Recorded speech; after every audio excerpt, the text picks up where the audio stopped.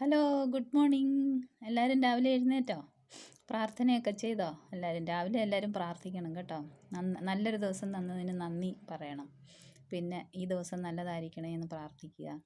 ഏത് പ്രതിസന്ധി വന്നാലും അതിനെയൊക്കെ തരണം ചെയ്ത് മുമ്പോട്ട് പോകാനുള്ള ബുദ്ധിയും ശക്തിയും ധൈര്യവും തരണേന്ന് പ്രാർത്ഥിക്കുക.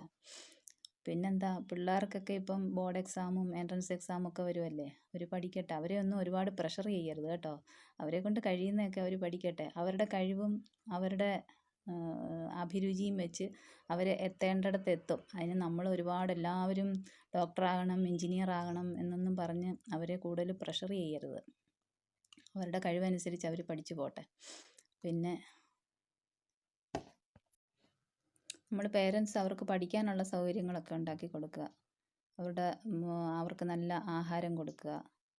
വീട്ടിൽ അമ്മമാരൊന്നും മടിച്ചിരിക്കരുത് കേട്ടോ. കുഞ്ഞുങ്ങൾക്ക് നല്ല ഫുഡൊക്കെ ഉണ്ടാക്കി കൊടുക്കണം. പുറത്തു നിന്നുള്ള ഭക്ഷണങ്ങളൊക്കെ കഴിവതും ഒഴിവാക്കണം. എക്സാമൊക്കെ വരുമല്ലേ. എക്സാമൊക്കെ വരുന്ന സമയത്ത് അവർക്ക് എന്തെങ്കിലും വയറിനൊക്കെ പ്രശ്നങ്ങളും ഒക്കെ ഉണ്ടായിക്കഴിഞ്ഞാൽ ഭയങ്കര ബുദ്ധിമുട്ടാണ്. അപ്പോൾ അവർക്ക് ഇഷ്ടമുള്ള സാധനങ്ങളൊക്കെ വീട്ടിലുണ്ടാക്കി കൊടുക്കുക. അവരുടെ റൂമൊക്കെ നല്ല വൃത്തിയായിട്ട് വയ്ക്കുക കേട്ടോ.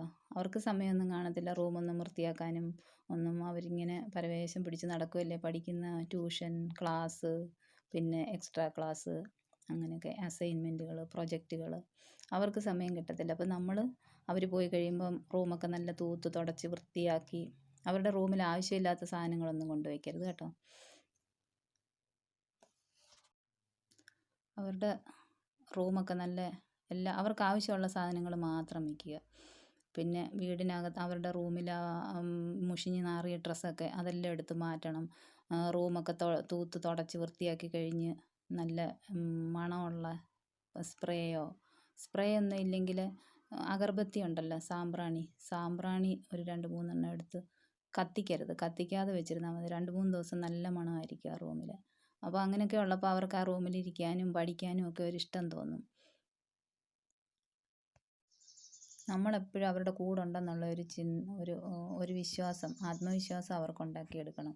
എക്സാമിന് ഇപ്പം മാർക്ക് കുറഞ്ഞു പോയെന്നോ അല്ലെങ്കിൽ അവർക്ക് മൊത്തം കവർ ചെയ്യാൻ പറ്റുന്നില്ല എന്നൊക്കെ പറഞ്ഞ് നമ്മളോട് പറഞ്ഞു കഴിഞ്ഞാൽ അത് പോട്ടെ, സാരമില്ല, നമുക്ക് പിന്നെ ഇനിയും നോക്കാം, ട്രൈ ചെയ്യാം എന്നൊക്കെ പറയണം. അല്ലാതെ നിങ്ങൾക്ക് ഇത്ര % മാർക്ക് കിട്ടിയേ പറ്റൂ, എൻട്രൻസിന് പാസ്സായേ പറ്റൂ, എവിടെയെങ്കിലും അഡ്മിഷൻ ആയേ പറ്റൂ എന്നൊന്നും പറഞ്ഞ് അവരെ ബുദ്ധിമുട്ടിക്കരുത്.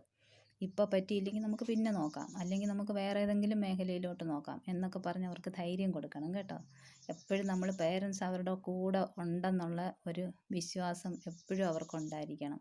അങ്ങനെയുള്ള കുഞ്ഞുങ്ങൾക്കൊന്നും വലിയ പ്രയാസം ഉണ്ടാകത്തില്ല.